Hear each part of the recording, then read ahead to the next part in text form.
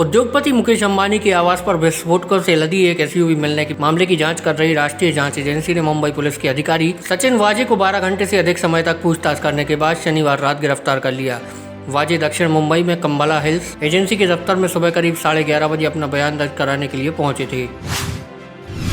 पश्चिम बंगाल की मुख्यमंत्री ममता बनर्जी को नंदीग्राम की जिस घटना में चोट लगी थी वह एक दुर्घटना थी और यह कोई सुनियोजित हमला नहीं था। 2 चुनाव पर्यवेक्षकों ने शनिवार को चुनाव आयोग को इस बारे में एक रिपोर्ट सौंपी है।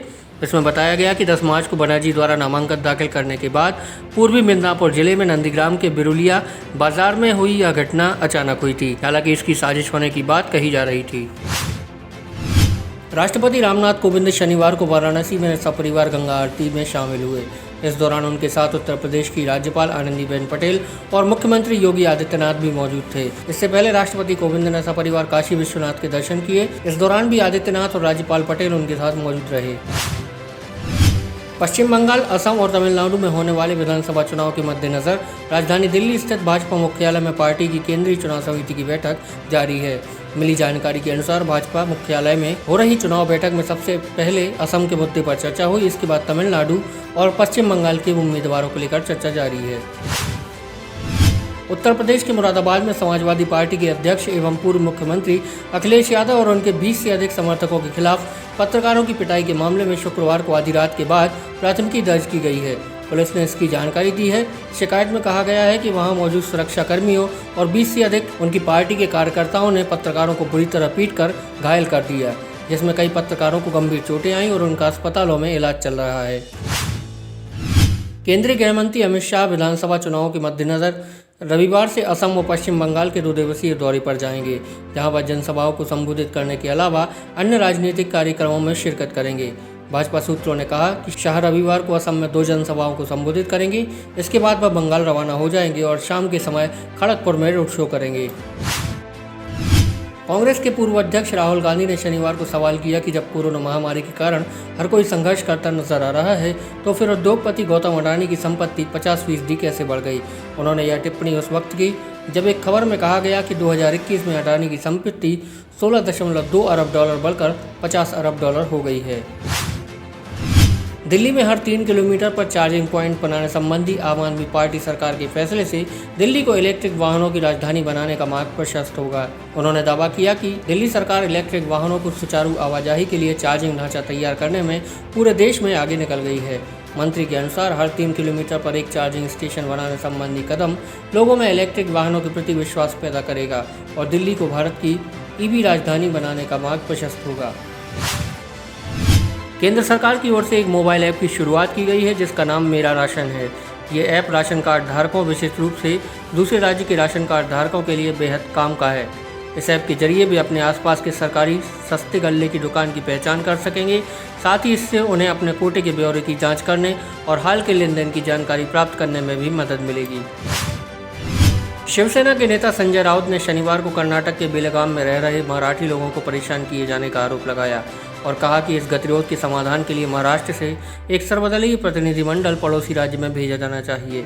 राउत ने यहां संवाददाताओं से कहा कि पिछले 8 दिनों से बेलगाम में शिवसेना के नेताओं और पार्टी कार्यालय पर कन्नड़ समर्थक संगठनों द्वारा हमला करने की घटनाएं हुई हैं। तृणमूल कांग्रेस प्रमुख और मुख्यमंत्री ममता बनर्जी आज दोपहर में कोलकाता में चुनावी कार्यक्रम में हिस्सा लेंगी। पहले भी दक्षिण कोलकाता में मेयो रोड पर गांधी प्रतिमा से हजरा तक रोड शो करेंगी। इसके बाद हजरा में रैली को संबोधित करेंगी। मंच पर वे व्हील चेयर पर ही पहुंचेंगी। चोटिल होने के बाद यह उनका पहला चुनावी कार्यक्रम है। 3 नए कृषि कानूनों को रद्द करने की मांग को लेकर किसान 109 दिनों से दिल्ली के बॉर्डर पर आंदोलन कर रहे हैं। टीन के कच्चे घरों में ठंड का मौसम निकालने के बाद अब उन्होंने प्रदर्शन वाली जगह पर पक्के घर बनाने शुरू कर दिए हैं। टिकरी बॉर्डर पर अब तक ऐसे 25 घर बनाए जा चुके हैं। तेज गर्मी की शुरुआत होने से पहले किसान नेता ऐसे 1000 से 2000 घर बना लेना चाहते हैं। लगातार 2 साल की मुश्किलों के बाद इस साल अमरनाथ यात्रा पूरे 56 दिन चलेगी। 28 जून से शुरू होकर यात्रा 22 अगस्त तक चलेगी। 2019 में यात्रा बीच में रोकी दी गई थी और 2020 में कोरोना के चलते सीमित यात्रा हुई थी।